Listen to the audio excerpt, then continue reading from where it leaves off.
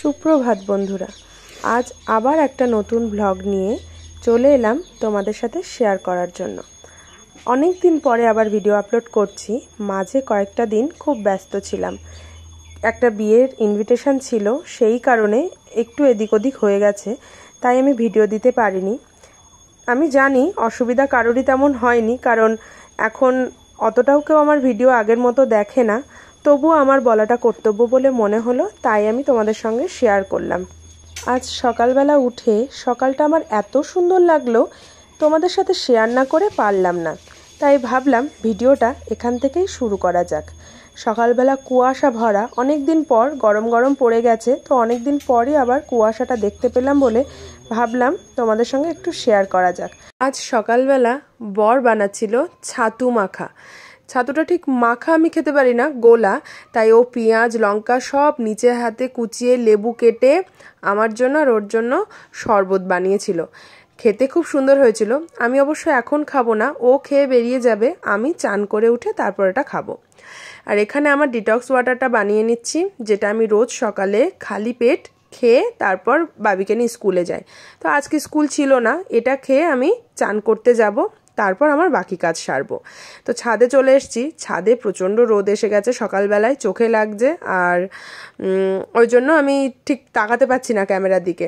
তো চলো, এখানে আমি ছাদে অনেক কিছু মেলে দিয়েছি, যেরকম শুকনো লঙ্কা, কুল তো প্রায় শেষের দিকেই, তো দিশি কুল কিছু আমার মামা শ্বশুরের গাছের, সেখান থেকে পাড়া হয়েছিল, তাই কুলগুলো একটু রোদে দিয়েছি।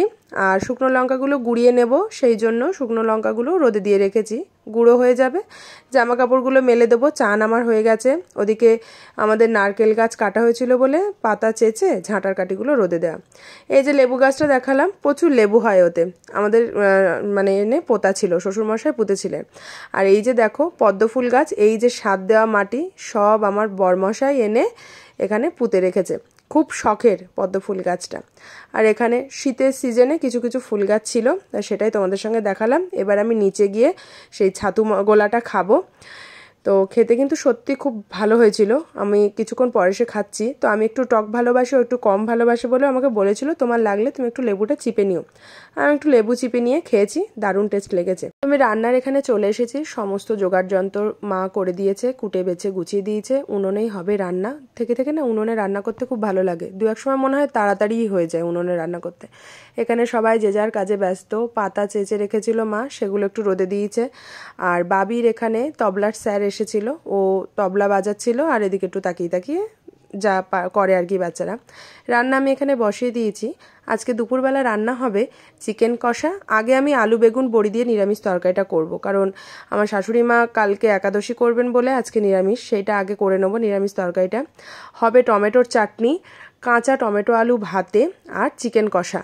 তো কাঁচা টমেটো আলু ভাতে কার কার ভালো লাগে, বা রসা বা চুনো মাছ দিয়ে কাঁচা টমেটো রসা কার কার ভালো লাগে অবশ্যই জানিও তো। আমার তো বেশ লাগে। দাদা এসেছিল, মাদের গাছে মানে বাপের বাড়ির গাছে হয়েছে কাঁচা টমেটো, তো সেটাই দিয়ে গেছিল কিছুটা, তো আমি ভাতে দিয়েছি। তো এখানে চিকেন বলতে আমরা কিন্তু পোলট্রিটা খাই না, যেটা কয়লার ফার্মে হয়, কয়লার আলাদা করে, সেটাই আমরা খাই। তো চলো, আজকের ব্লগটা এখানেই রাখবো। সবাই ভালো থেকো, সুস্থ থেকো, টাটা।